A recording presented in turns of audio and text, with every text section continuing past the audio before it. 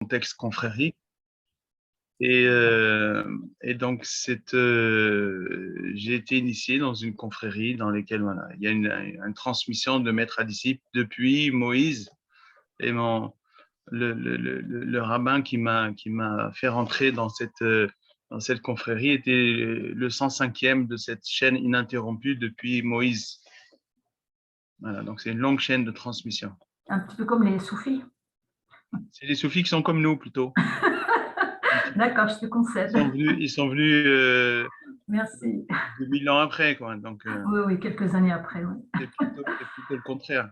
Merci, Gabriel. Merci. Donc, on te laisse la parole sur le thème du silence dans la tradition juive. Merci. Voilà, alors, désolé pour l'image parce que j'ai le soleil qui tape dessus, mais ça va tourner. Donc, c'est un petit peu dans le brouillard. Mais c'est pas grave, comme ça, il y a le silence de l'image aussi. Donc, alors, on va essayer de raconter un petit peu de ce qui est une gageure, de parler du silence, et de présenter l'importance du silence dans la tradition spirituelle juive. Alors, déjà, très rapidement, déjà, le judaïsme, c'est une manière d'appeler notre tradition qui vient pas de chez nous, hein. C'est la manière dont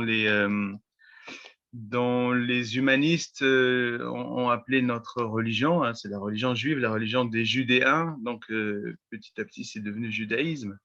Mais chez nous, on l'appelle tout simplement Torah. Donc la Torah, c'est la religion juive. Et quand vous entendrez judaïsme dans ma bouche, vous remplacerez juste ce mot-là par Torah. Alors Torah, c'est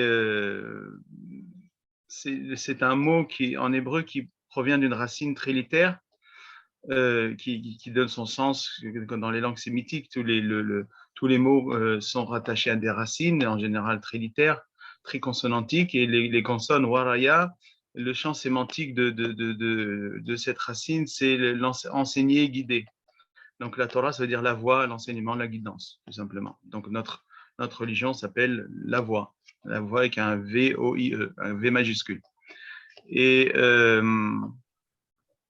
donc, juste pour finir la parenthèse, l'introduction sur qu'est-ce que c'est le judaïsme, le mot Torah a été traduit dans le Nouveau Testament en grec par nomos qui veut dire la loi, et du coup on a un petit peu cette idée préconçue chez nos amis qui se sont inspirés de cette tradition grecque, surtout nos amis chrétiens, que le judaïsme serait une religion de loi, ce qui n'est pas du tout ça. La Torah, ça ne veut pas dire loi, la Torah, ça veut dire voie. On a d'autres mots en hébreu pour dire la loi, bien évidemment. Et notre Torah, tout simplement, c'est comme toutes les autres religions, elle est basée sur l'amour. Et ça, il y a une petite histoire dans notre tradition juive, dans la Gemara, dans le Talmud, qui relate une histoire comme ça. Quelqu'un est venu demander à Hillel Hazaken, Hillel l'Ancien, donc il y a plus de 2000 ans, il est venu demander à Hillel l'Ancien, est-ce que tu peux me résumer la Torah sur un pied? C'est quoi cette Torah-là? Il dit, parce que moi, ça m'intéresse. C'était un non-juif qui est venu, hein, il veut se convertir, il veut savoir ce que c'est la Torah. Il est attiré, mais il veut savoir ce que c'est. Est-ce que tu peux me pitcher la Torah sur un pied, en étant que sur un pied? Et Hillel l'Ancien, qui avait plus de 80 ans, qui était un parangon d'amour et de miséricorde, et s'est mis sur un pied, et il a dit comme ça, ce que tu ne veux pas qu'on te fasse, ne le fais pas à autrui. Zeko la Torah. C'est ça toute la Torah. Tout le reste n'est que son commentaire.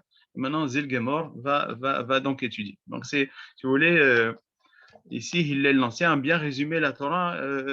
C'est la base de la Torah, c'est l'amour. Donc, tu aimeras ton prochain comme toi-même.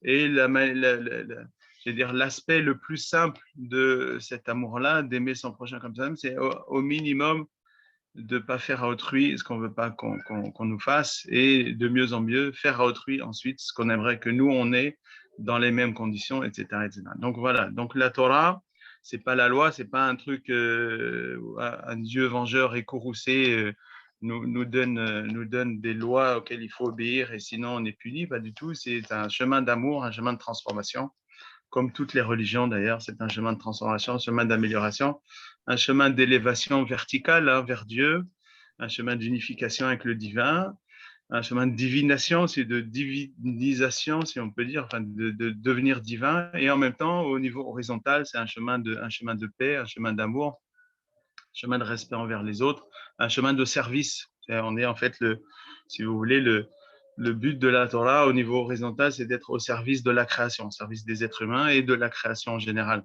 On raconte cette histoire il y a très longtemps, enfin il y a très longtemps, c'était au siècle dernier à Yerushalayim, à Jérusalem, il y avait un vieux sage, un vieux kabbaliste qui se promenait avec un de ses étudiants et l'étudiant, sans faire exprès en passant comme ça, il arrache une feuille à un buisson comme ça et le rabbin fait aïe et le disciple lui demande mais pourquoi tu fais aïe? Il dit bah, tu m'as fait mal à la feuille. Voilà, c'est ça.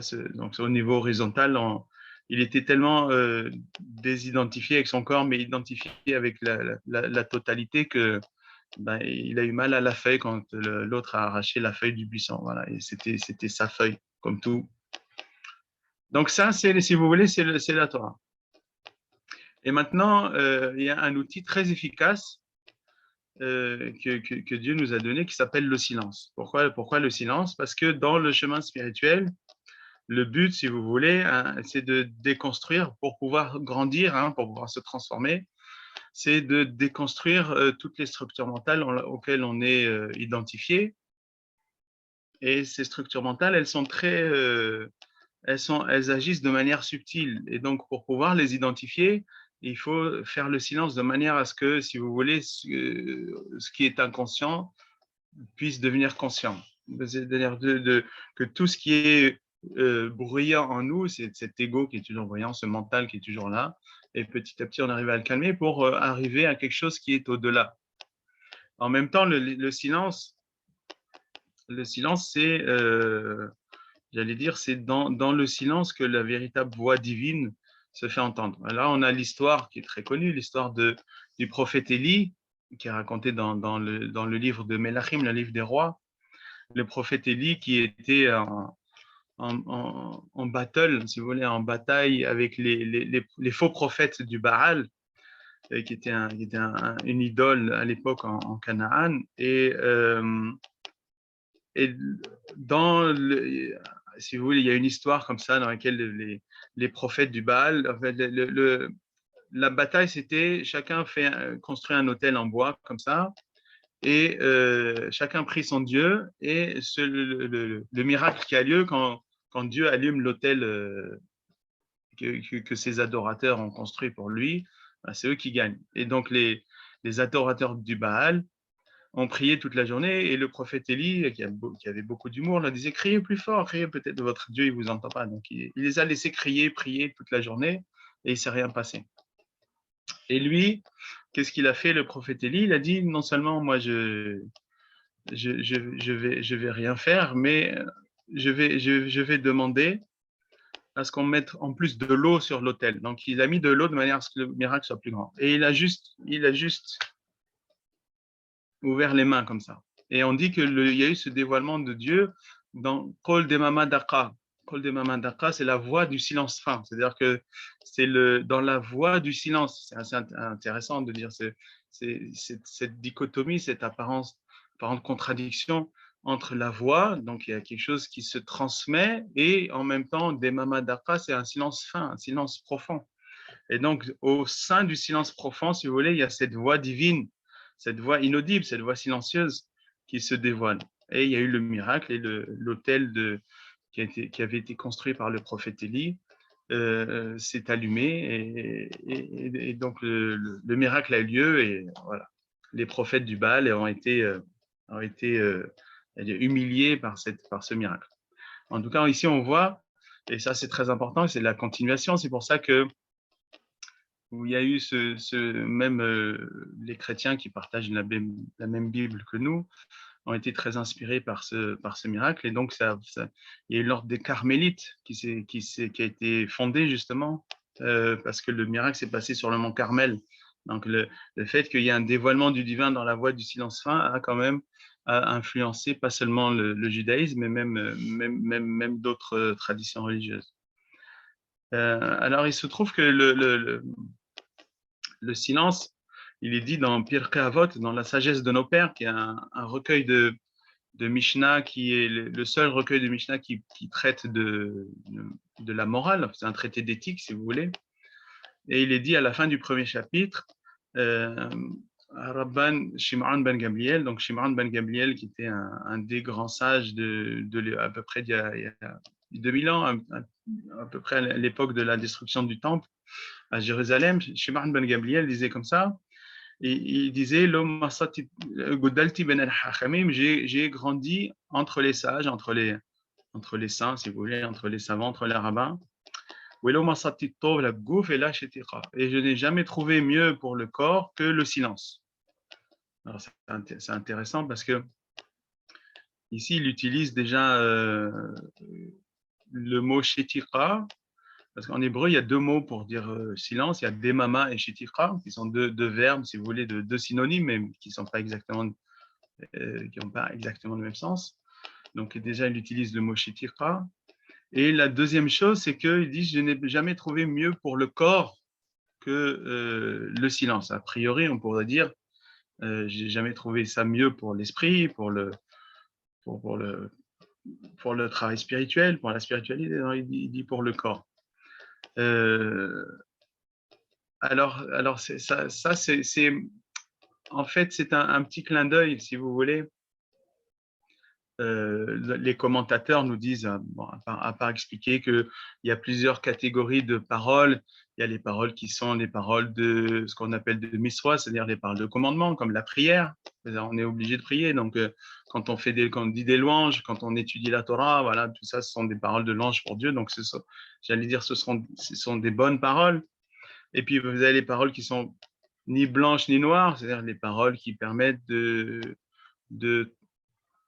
fonctionner dans la société, dire des bonnes choses aux bonnes personnes, enseigner, donner des directions, etc., etc. Voilà, ça, ce sont des paroles, etc. Et puis après, nous avons les paroles de plus en plus interdites et de plus en plus négatives. Ça, si vous voulez, c'est une classification des paroles et disant que au niveau très simple, eh ben, savoir parler, savoir dire ce que on s'évite des problèmes au niveau physique, tout simplement.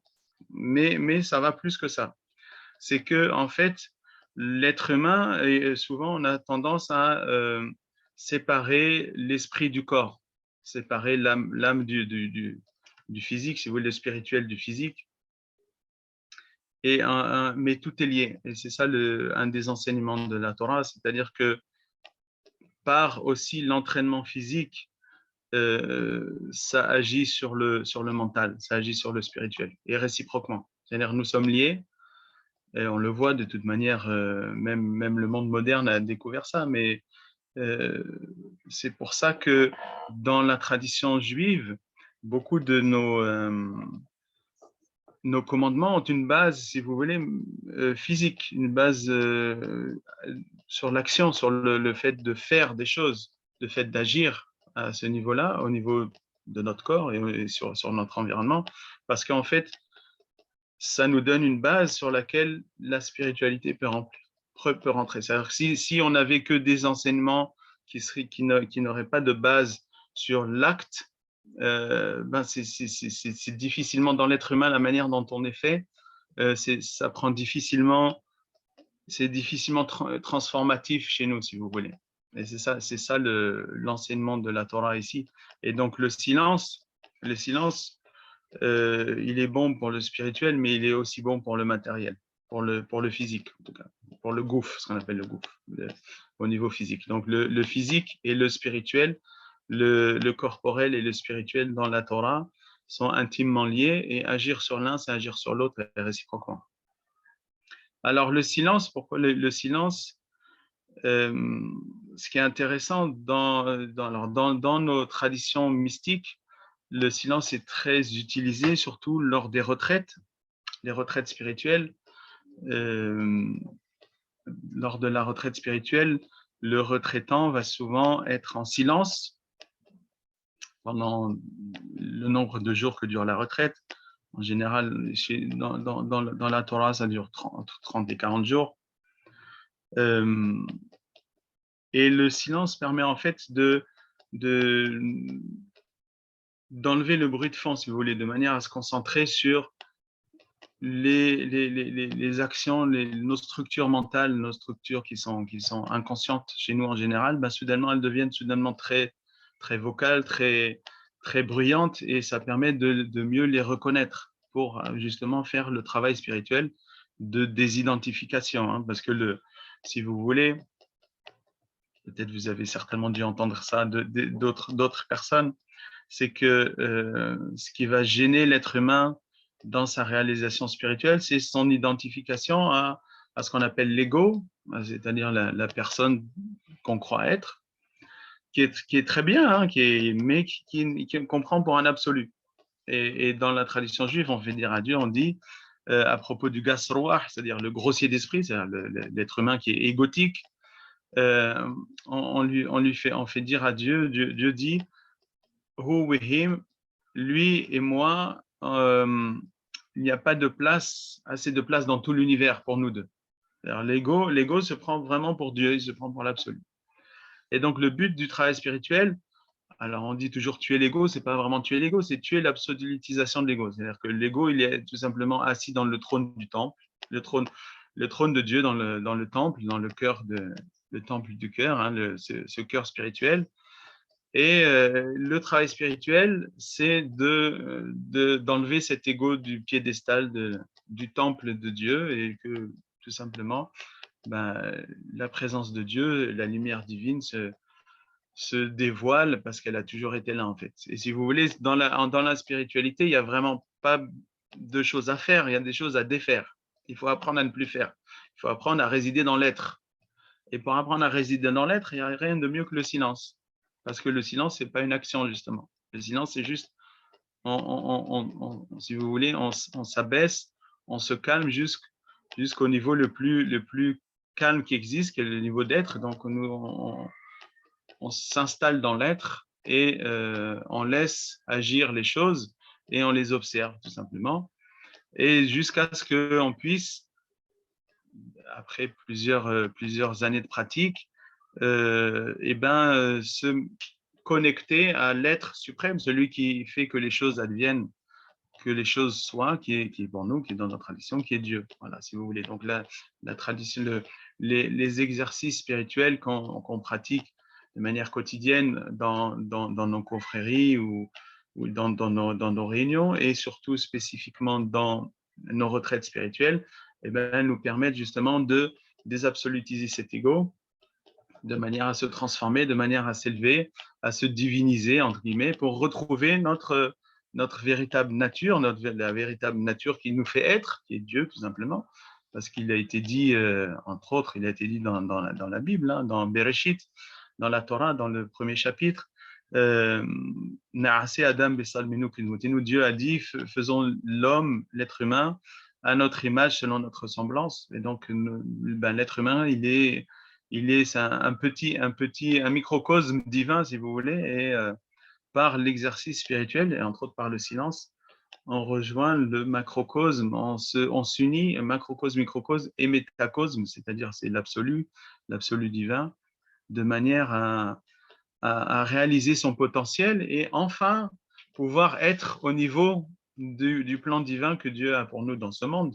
C'est-à-dire que nous avons un potentiel, hein, Dieu nous a incarnés, pas pour rien, et plutôt que de perdre notre temps à faire des choses qui sont pas celles pour lesquelles Dieu nous a incarnés ici, finalement on se connecte et on devient un instrument, ce que les mystiques appellent un instrument dans les mains de Dieu, c'est-à-dire que notre volonté s'unit à la volonté de Dieu, et c'est ce qui est dit dans Pirkei Avot, dans justement ce chapitre de la Mishnah qui traite de l'éthique, qui dit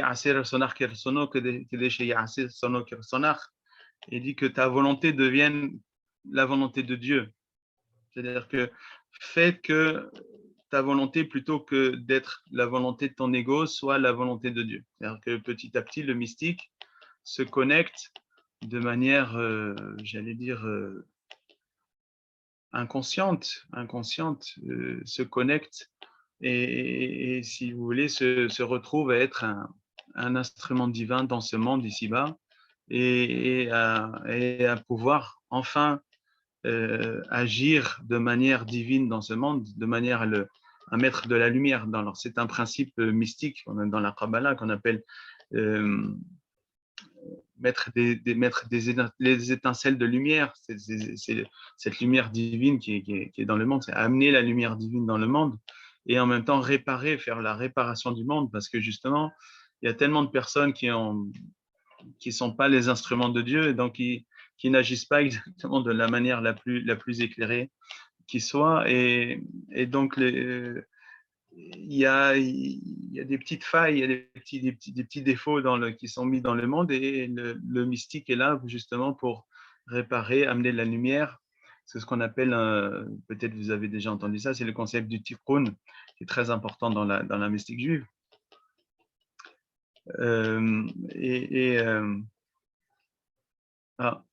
Je crois que, écoutez, j'allais dire d'autres choses, mais je suis ouvert aux questions et puis voilà, je suis ouvert aux questions. En tout cas, que Dieu nous donne, que nous puissions toujours nous transformer, aller de l'avant, réaliser notre nature profonde, notre nature divine et pratiquer la méditation, pratiquer la transformation et pratiquer, et c'est que cette transformation nous amène à être une lumière d'amour dans ce monde.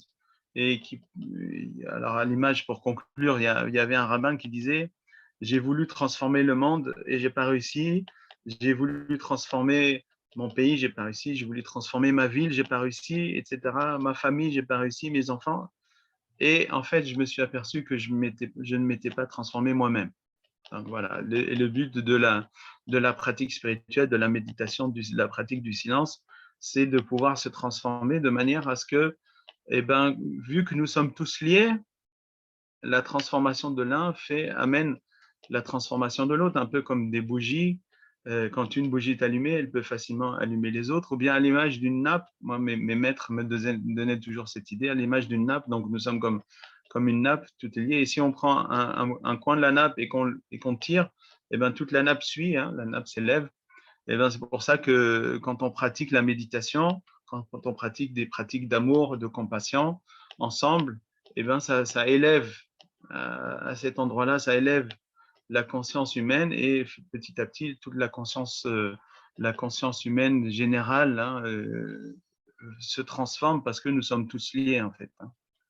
Nous sommes tous liés et sur ça, ben, que Dieu nous bénisse et que donc cette pratique, alors chez nous c'est très important, on appelle ça amener le Mashiach, c'est le paradigme messianique de cette nouvelle société humaine transformée, responsable, élevée, avec une conscience élevée qu'on appelle chez nous la conscience messianique, hein, l'époque messianique. Donc, que nos pratiques puissent augmenter notre mérite et amener le Mashiach. Merci beaucoup.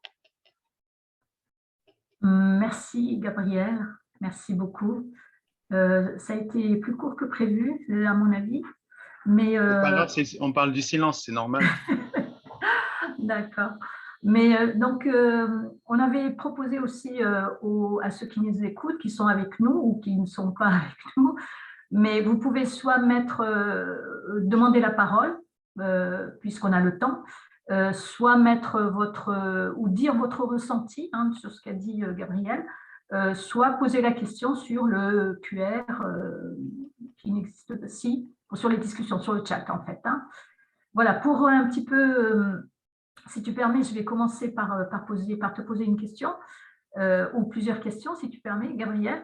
Est-ce qu'il y a un moment particulier dans la tradition juive, qu'elle soit orthodoxe ou pas d'ailleurs, hein, que ce soit chez les séfarades ou chez les ashkénazes, est-ce qu'il y a une période particulière où il y a des prières en silence? Je sais qu'il y a des prières juives où il faut absolument avoir 10 hommes pour prier.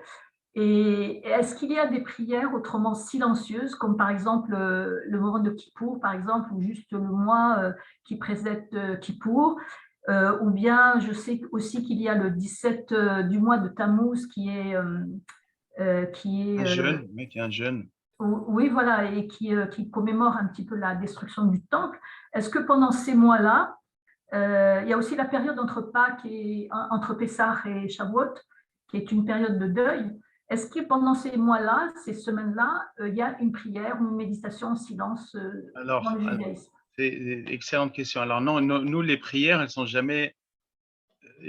toujours articulées. Alors maintenant, elles sont silencieuses dans le sens, elles sont chuchotées. Parce que depuis le prophète Élie, on sait très bien que Dieu, il est proche. Et donc, on n'a pas besoin de crier pour qu'il nous écoute. Et au contraire, chez nous, la prière, donc la plus élevée qu'on appelle la Hamida, qui correspond à la Salah pour les musulmans, c'est-à-dire le cœur du culte. C'est cette prière-là qu'on prie tournée vers Jérusalem, debout. Hein. Enfin, c'est comme si on était en conversation intime avec Dieu. Celle-là, elle est chuchotée. C'est-à-dire, on dit elle est silencieuse, mais en fait, elle est chuchotée. C'est-à-dire, quand on rentre dans une synagogue à ce moment-là, ben, on n'entend pas, il n'y a pas de bruit. C'est-à-dire que chacun chuchote la prière en silence à ses oreilles. Mais c'est important qu'on puisse entendre ce qu'on dit. Voilà, donc ce n'est pas vraiment s'asseoir en silence sans rien dire. Ça, c'est la première chose. La deuxième chose, c'est qu'il y a des jours dans lesquels on aimerait bien jeûner parce que ce sont des jours de jugement. Et là, on aimerait bien que quand Dieu nous juge, de faire pencher le jugement en notre faveur. Mais on ne peut pas parce que halachiquement, c'est-à-dire selon la loi canonique juive, la loi religieuse, il faut manger, il faut boire. Et je donne l'exemple, par exemple, c'est Rosh Hashanah qui est le nouvel an. Et dans le nouvel an juif, on considère que Dieu va juger toute la création. C'est-à-dire qu'il va un par un, comme si on était un troupeau et on passe devant Dieu et Dieu, un par un, il nous reçoit, il ouvre le dossier, il regarde, donc il nous juge, il voit les bonnes actions, les mauvaises actions, le pour, le contre, et il dit, bon, toi, cette année, ça va, toi, cette année, ça va pas, toi, cette année, je te donne 1 million, toi, je te donne rien, toi, tu vas mourir cette année parce que j'ai décidé de me débarrasser de toi. C'est mieux si tu ne vis pas, etc., etc. Donc voilà, donc on est devant un jugement et se faire juger, c'est jamais, c'est surtout par Dieu qui connaît tout.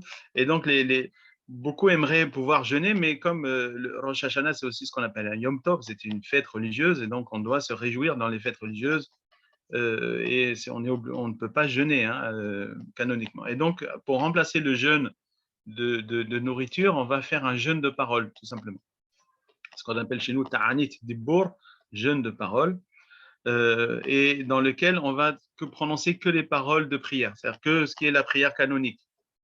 Tout le reste, on ne va pas prononcer. On ne prononce rien du tout. Donc, on s'abstient de parler et les sages, les maîtres mystiques disent que voilà, un jeûne de parole, ça vaut comme 1000 jeûnes de nourriture, parce que bon, un jeûne de nourriture, c'est un peu difficile, mais n'importe qui peut le faire. Par contre, un jeûne de parole, pas pouvoir parler, on le sait quand les gens, en général, quand ils font leur première retraite silencieuse, ils disent ah c'est tellement, comment je vais faire pour pas parler pendant tout ce temps-là, pendant 30 jours, pas parler, ouais, ben, voilà, c'est ce qu'on appelle un jeûne de parole.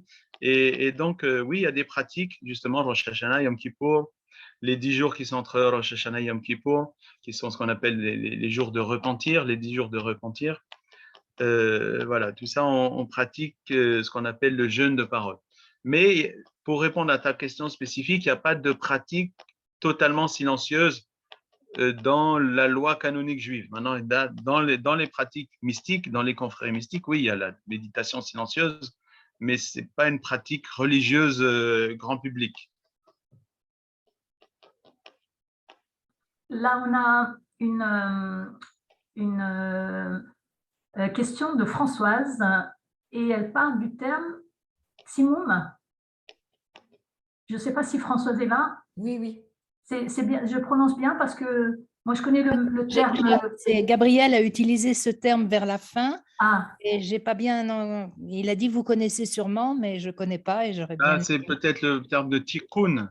Ah, tikkun peut-être. Alors tikkun. Voilà. C'est-à-dire la réparation. C'est un tikkun, ça veut dire on appelle souvent ça c'est par un rituel kabbalistique ou un rituel mystique.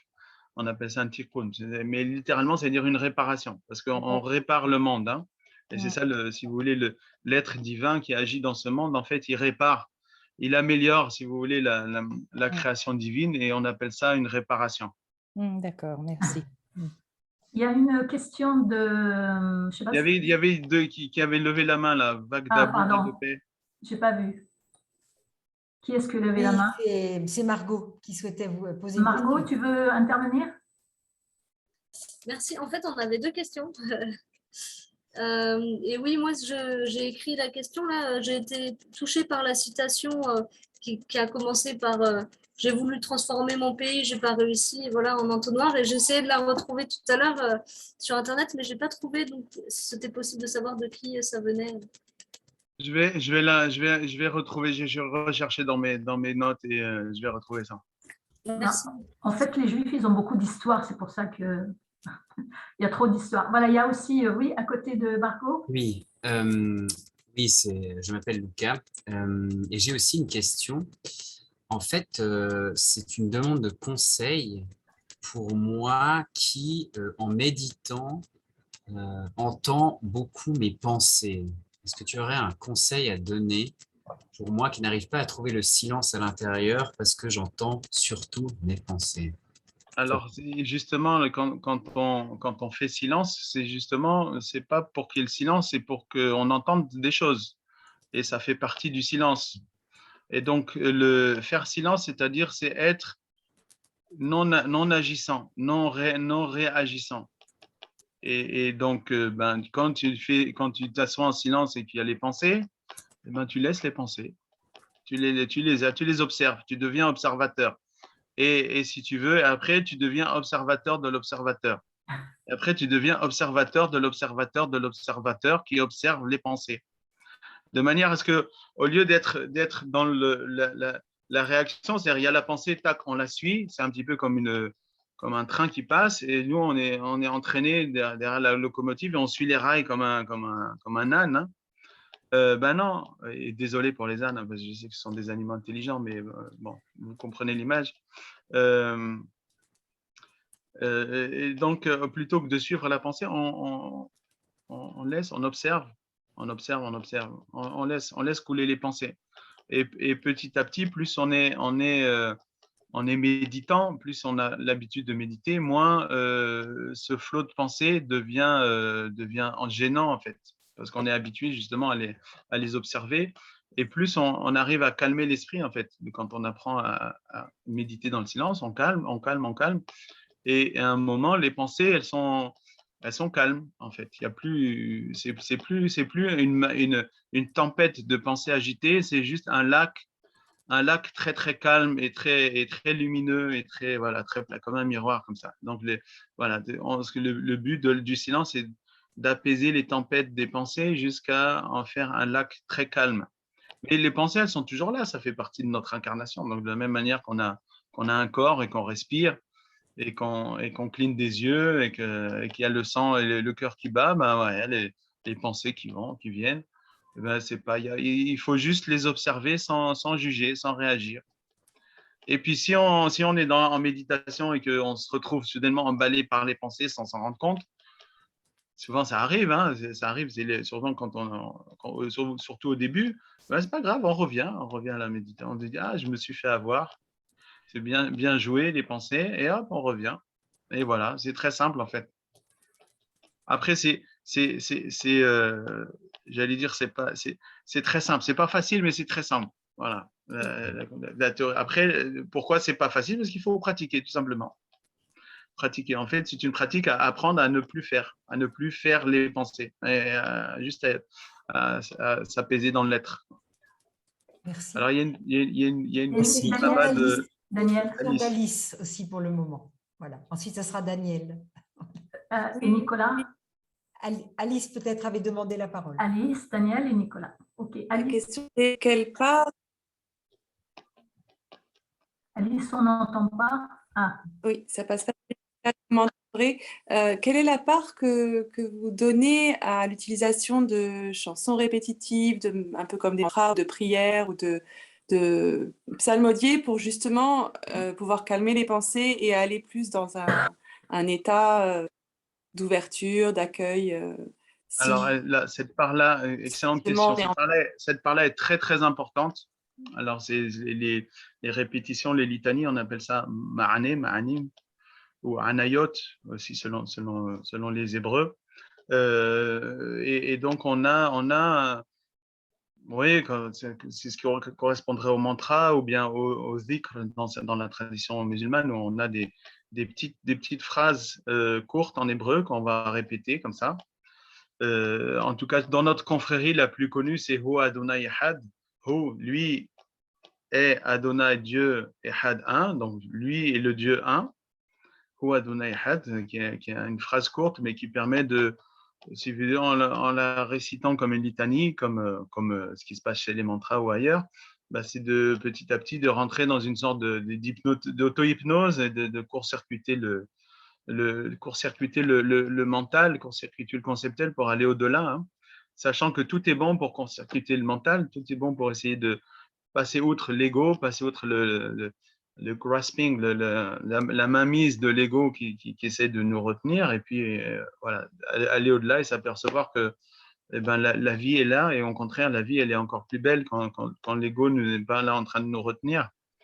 Et c'est ça, oui. Donc, il y a des sortes de litanies comme ça qui existent déjà dans la prière, hein, parce que traditionnellement, par exemple, ce qu'on appelle le Hallel, qui est une prière qui est récitée dans les grands jours de fête, les nouveaux mois lunaires, qui est une prière de louange dans lesquelles l'officiant va réciter les psaumes, et à chaque virgule et chaque point dans les psaumes, dans les vers, donc au milieu, les mystiches, et à la fin du verset des psaumes, l'assemblée dit Alléluia, loué soit Dieu.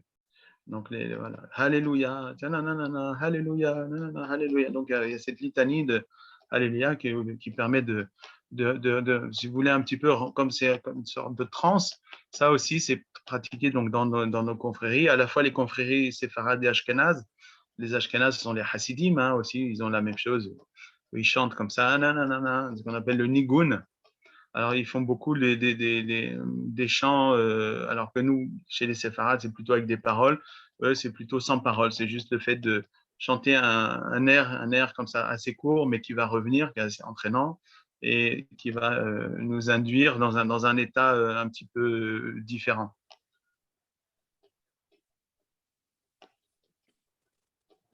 Daniel? Et une autre question. Ah, Le silence, il est du coup partagé ou il est seul? On est en silence ensemble, on est en silence Alors, seul. ben, ça dépend des pratiques. Quand c'est une pratique personnelle, on fait silence seul. Et puis, quand c'est une pratique confrérique ou dans un groupe, eh ben, on fait silence en groupe. Daniel, je crois, vous avez demandé la parole. Je ne sais pas si c'est à moi ou s'il y a quelqu'un d'autre avant. Non, Daniel. à vous. Voilà. Peut-être vous l'avez dit au début, je ne suis pas arrivée juste au début, mais je voudrais savoir, si on peut dire, d'où vous parlez, parce que le silence et la méditation, ce n'est pas des choses qu'on pratique dans une communauté ordinaire. Donc, vous avez parlé de confrérie. Moi, j'ai entendu parler de confrérie dans l'islam, je ne savais pas qu'il en existait dans le judaïsme. Donc, est-ce que vous pourriez dire un peu qu'est-ce qu'une confrérie, comment vous vivez ça? Vous avez parlé de retraite, de méditation. Bon, j'ignorais que ça existait dans le judaïsme à notre époque. Alors, il faut savoir que pour nous, la pratique mystique, la pratique spirituelle, elle est normale. Donc, c'est ça le judaïsme normal, si vous voulez. Le véritable judaïsme, le sens profond de la religion, ben quand on s'investit totalement pour se transformer et pour s'élever, pour réaliser l'union avec la divinité. Ça, c'est ça le chemin normal. Après, tout le reste, ce dont vous parlez, c'est le judaïsme qu'on appelle le social, hein, donc et c'est vrai qu'en général, beaucoup de religions sont des clubs sociaux, hein, dans lesquels on fait un petit peu, on fait communauté, on va à la synagogue pour aller voir les autres et pour se sentir, faire un petit peu un acte identitaire. ce qui est souvent le cas dans les synagogues en France, moins dans les pays où il y a beaucoup de juifs, par exemple en Israël ou dans les quartiers très juifs, on n'a pas besoin de ça pour se sentir juif. Donc, on va vraiment à la synagogue pour faire un acte d'adoration et un acte spirituel. Mais c'est vrai qu'en général, les religions sont plus un club social horizontal qu'autre chose. Mais non, justement, la Torah, c'est comme toutes les religions, hein, sont un chemin de transformation.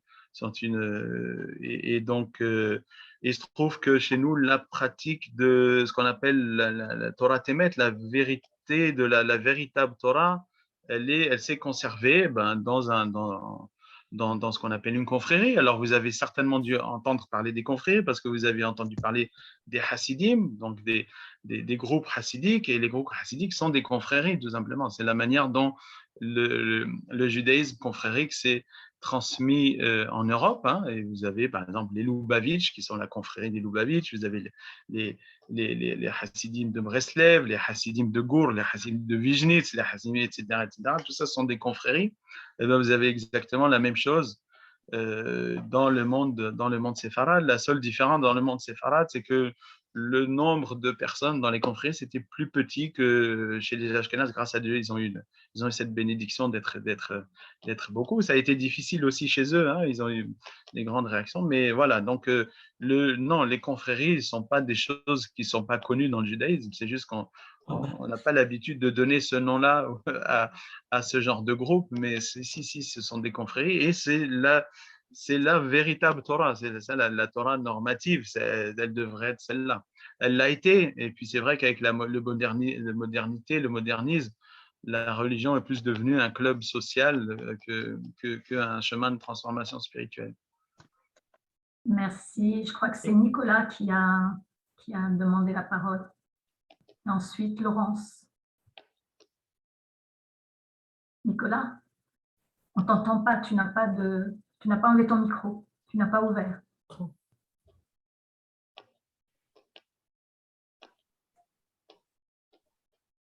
Bon. Nicolas ne nous entend pas, Nicolas? Voilà. Ah, ça y est, ça y est. J'avais du mal à réactiver le son. Oui, moi, j'aurais besoin d'un petit éclairage. Et je reviens un petit peu au début de votre présentation, Gabriel, par rapport à la Torah, qui, d'après ce que j'ai retenu, ça veut dire la voix.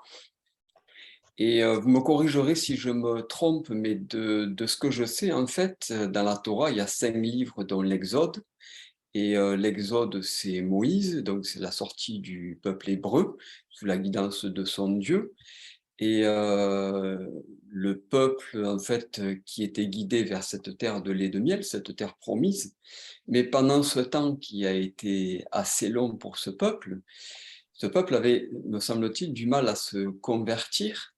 Et il y a eu les tables de la loi, ces 10 commandements, en fait. Et donc, il y a eu ces lois, en fait. Donc, la Torah, c'est la voie, mais c'est quand même les lois, en fait. Donc, c'était juste pour avoir un petit éclairage par rapport à ça, s'il vous plaît. D'accord. Alors, oui, alors le mot Torah a plusieurs sens. Il a le sens le plus restreint, qui est le Pentateuque, donc qui sont les 5 premiers livres de la Bible hébraïque, qui sont les livres qui sont la compilation de la révélation sinaïtique, c'est-à-dire des 40 ans dans lesquels Moïse a prophétisé dans le désert, qui ont été compilés par Moïse lui-même et ses successeurs dans ces 5 livres. Après, Torah, ça a un sens plus large. Torah, c'est tout ce qui est toute la Bible hébraïque, qui s'appelle Torah aussi. Après, ça a le sens de tout enseignement religieux, hein, parce que Torah, c'est des religions. Donc, c'est pour ça que les enseignements rabbiniques, le Talmud s'appelle Torah orale. C'est le compilement de la Torah orale, comme la Mishnah et le Talmud, le Midrash. Et quand un rabbin fait une homélie à la synagogue, ça s'appelle Devar Torah, une parole de Torah, une parole de religion. Donc, Torah, ça veut dire la voix. Alors, les 10 commandements ne sont pas appelés comme ça en hébreu. Hein.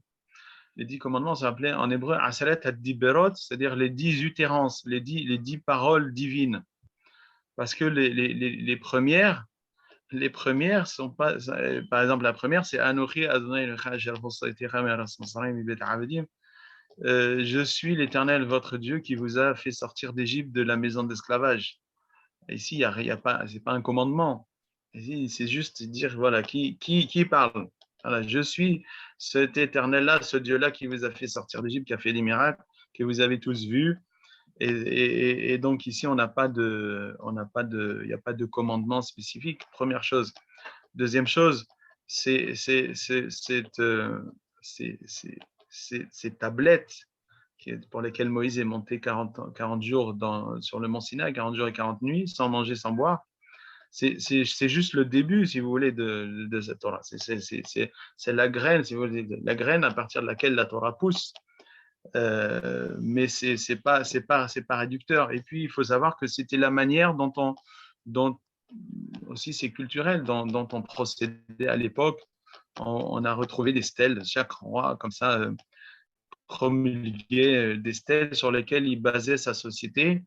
Et le projet de la Torah, c'est de bâtir aussi une société. Donc, c'est pour ça que, comme on faisait à l'époque, comme le roi Hammurabi l'a fait, comme le roi de Moab l'a fait, d'ailleurs, les stèles de Moab sont au musée du Louvre. Eh ben, Dieu a dit, ben là, on fera une stèle aussi, parce que c'est comme ça qu'on faisait culturellement. C'est un signe d'alliance pour bâtir une société, mais je veux dire, ce serait réducteur de dire que la Torah ce sont que des lois, pas du tout. D'ailleurs, en hébreu, pour dire loi, il y a d'autres mots, il y a hok, mishpat, din, etc. C'est pas Torah. Torah, c'est vraiment la voix, V-O-I-E. C'est ce qui correspond, d'ailleurs, le sens sémantique de Torah, ça correspond exactement au sens sémantique de Dharma dans la religion indienne. Torah et Dharma, si vous voulez traduire Torah en sanskrit, c'est Dharma. Et réciproquement. Merci. Merci. Je crois que Laurence a une question. Bonsoir. Bonsoir. Alors, je n'ai pas vraiment une question, mais j'aurais besoin d'un éclairage sur la place des femmes, en fait, dans le judaïsme orthodoxe. Quel accès les femmes ont à la voix, aux écritures, comment ça se vit de nos jours, est-ce que dans les confréries, il y a de la mixité, de la non-mixité, voilà. Ça peut paraître hors sujet, mais je me suis dit, pas voilà, du est-ce tout que hors les femmes sujet, sont dans le silence? c'est un excellent sujet. Merci. Alors, il se trouve que, à propos de ça, alors, déjà, il y a au niveau mystique et puis aussi dans le judaïsme orthodoxe. Alors, il se trouve que le judaïsme orthodoxe est devenu sexiste et misogyne à peu près à l'époque hellénistique, parce que c'était les Grecs qui étaient des grands misogynes. Et comme à l'époque d'Alexandre et ses successeurs avaient envahi le Moyen-Orient, ils ont, si vous voulez, cette misogynie est rentrée petit à petit dans le sentiment des Sémites et des Hébreux à l'époque. Et du coup, on a relégué les femmes à l'arrière, parce que les Grecs pouvaient pas. C'est eux qui ont amené le voile au Moyen-Orient. Ce n'est pas des choses qui existaient avant. Et chez nous, on avait des femmes qui étaient jugesses, des femmes qui étaient prophétesses. Si la femme était appelée par Dieu, on était, je veux dire, tant mieux, hein, c'est magnifique. Hein. On a eu des reines aussi, mais donc à l'époque hellénistique, il y a eu ce mouvement de descendre les femmes de leur piédestal aux côtés des hommes. Et c'est à cette époque-là où on a arrêté d'avoir des femmes qui dirigeaient la prière, on a arrêté d'avoir des femmes qui enseignaient, on a arrêté d'avoir des femmes jugesses, etc. etc. Donc voilà. Ceci dit, c'est un habitus culturel, c'est pas religieux. Alors c'est vrai que souvent on a mélangé religion et culture, mais il y a toute une branche de l'orthodoxie moderne qui justement est en train de ramener les femmes à leur place à côté des hommes. Et ça, vraiment dans le judaïsme orthodoxe. Alors, en France, il y a un seul mouvement qui le fait, et il se trouve que j'en fais partie, qui a été, comment dire, à l'instigation d'une amie à moi, collègue, qui s'appelle professeure Liliane Vanna, qui est une femme d'origine juive marocaine orthodoxe, hein, pratiquante, grande professeure, qui a un niveau de rabbin puissance 10. Hein. Elle pourrait être facilement appelée rabbin, mais elle met tous les rabbins dans sa poche. Elle a décidé de faire un service synagogal dans lequel les femmes sont à l'égal des hommes, mais de manière totalement orthodoxe dans la Torah. Il se trouve que ils peuvent le faire une fois par mois, parce que c'est un peu compliqué d'avoir un endroit tout le temps, mais une fois par mois, il y a l'office du Shabbat matin qui est fait par cette organisation-là, dans laquelle les femmes et les hommes sont à égalité. Les femmes montent à la Torah, les femmes lisent la Torah, et une de mes filles, qui s'appelle Sarah, fait partie, est une des secrétaires de ce mouvement-là, et elle lit très bien la Torah. Je suis très fier de ma fille, c'est moi qui l'ai appris, elle lit excellemment la Torah. Et ce Shabbat-là, c'était justement un Shabbat de notre association, et donc on a fait l'office hommes et femmes à égalité. Voilà. Ça, c'est pour l'orthodoxie. Alors, il se trouve que la France est un petit peu en retard par rapport aux pays anglo-saxons. Les pays anglo-saxons sont plus en avance dans l'orthodoxie pour remettre les femmes au niveau des hommes. Et vous avez dans le mouvement orthodoxe aux États-Unis, quelque chose en Angleterre, enfin chez les anglo-saxons, quelque chose qui s'appelle Orthodox Equalitarian Orthodox, dans lequel les femmes participent à égalité avec les hommes aux affaires de la religion. Ça, c'est pour l'orthodoxie en général.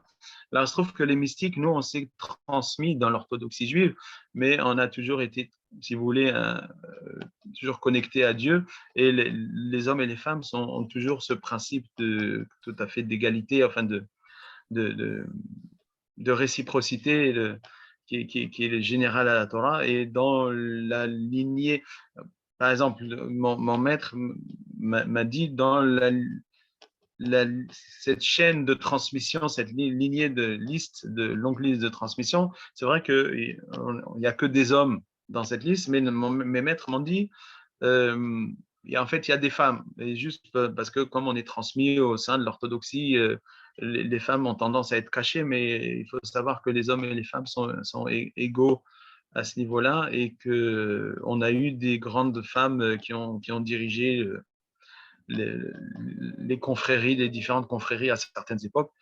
Ça a été passé sous silence parce que comme on se transmet au sein de l'orthodoxie, voilà, on dit, ah, si les femmes dirigent, enfin bref, il y a toujours ce problème culturel qui est en train de s'améliorer, mais voilà, ça va doucement, surtout par exemple en France. En France, c'est encore mal vu au niveau de l'orthodoxie de faire des services synagogaux dans lesquels les femmes participent à égalité avec les hommes, alors que c'est totalement orthodoxe. Voilà. Merci, Gabriel. On va prendre, parce qu'il est déjà 20h42, donc on va prendre une toute dernière question. Et puis on va arrêter parce qu'on n'a plus le temps. Et Gabriel, si tu peux être, en fait, si c'est un peu plus court, il y a Clara, notre amie Clara Murner, qui demande si les confréries dont tu parlais tout à l'heure sont sur le plan horizontal ou vertical. Alors, les confréries, elles sont essentiellement sur le plan horizontal parce que c'est une assemblée de personnes qui vont pratiquer et se transformer ensemble, dans lesquelles il y a ce qu'on appelle des maîtres. Les maîtres sont simplement des personnes qui ont cheminé avant les autres, et donc étant avant, ils peuvent guider ceux qui viennent après dans le même chemin.